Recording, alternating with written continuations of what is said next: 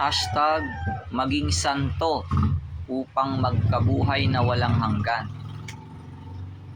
May naging santo na naman daw ang Iglesia Katolika eh. Isa. Diba Kuya Kim?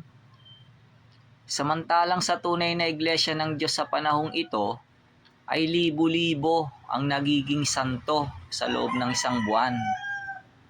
Ang laki talaga ng pagkakaiba ng tunay sa peke.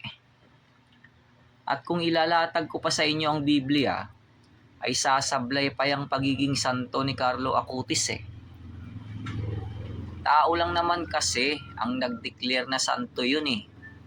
Baka nga nagkabayaran pa para lang maging santo eh. Dapat ang Diyos ang magdeklara sa pamamagitan ng kanyang salita sa Biblia. Basa, 2 Korinto 10:18. Sapagkat hindi subok ang nagtatagubilin sa kanyang sarili, kundi ang ipinagtatagubilin ng Panginoon. Unang Juan 5:9. Kung tinatanggap natin ang patotoo ng mga tao, ay lalong dakila ang patotoo ng Diyos, sapagkat ito ang patotoo ng Diyos. Sapagkat ito papatotoo tungkol sa kanyang anak.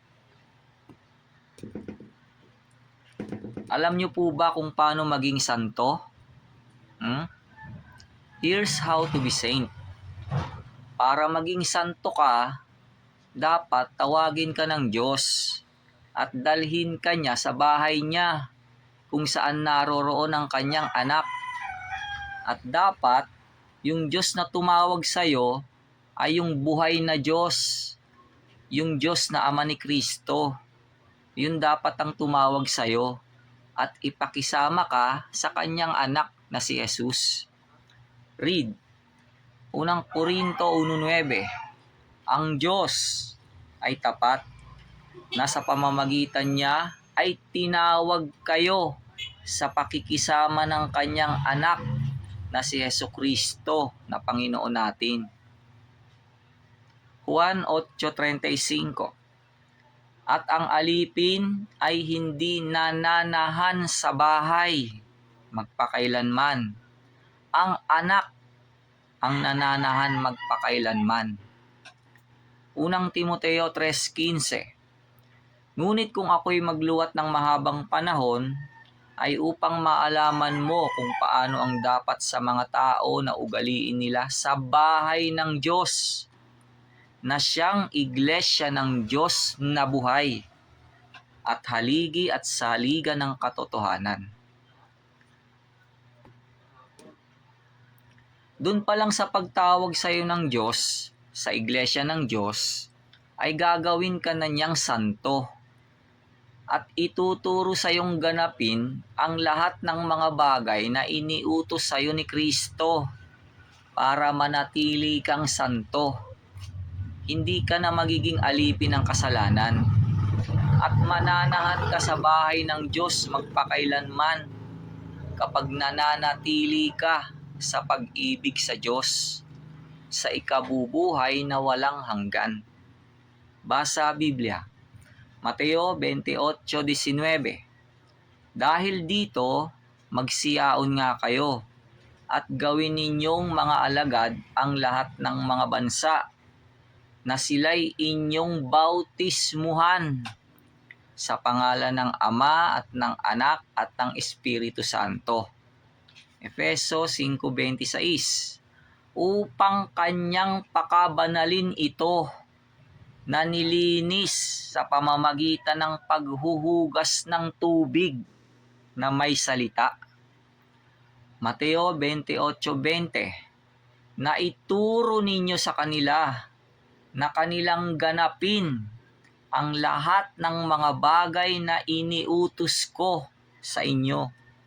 At narito, ako'y sumasa inyong palagi hanggang sa katapusan ng sanglibutan. Efeso 5:27. Upang ang iglesia ay maiharap sa kanyang sarili na maluwalhati, na walang dungis o kulubot o anumang gayong bagay, kundi ito'y nararapat maging banal at walang kapintasan. Judas 1:21.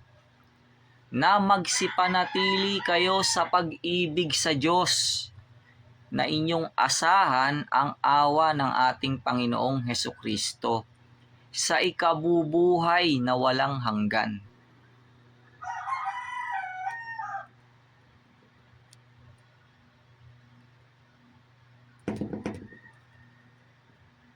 Unang Juan 5:3. Sapagkat ito ang pag-ibig sa Diyos, na ating tuparin ang kanyang mga utos, at ang kanyang mga utos ay hindi mabibigat. Attend po kayo ng MCGI Mass Indoctrination. Tapusin nyo po. Doon nyo po mararamdaman kung tinatawag kayo ng Diyos. Weekdays, 7 p.m. PH time. In all MCGI coordinating centers worldwide. See you there, wishers. Gawa 2:41 hanggang 42. Yaon ngang nagsitanggap ng kanyang salita ay nangabautismuhan at nangaparagdag sa kanila ng araw na yaon ang may 3,000 kaluluwa. At sila'y nagsipanatiling matibay sa turo ng mga apostol at sa pagsasama-sama, sa pagpuputol-putol ng tinapay at sa mga pananalangin. Unang Korinto 1:2.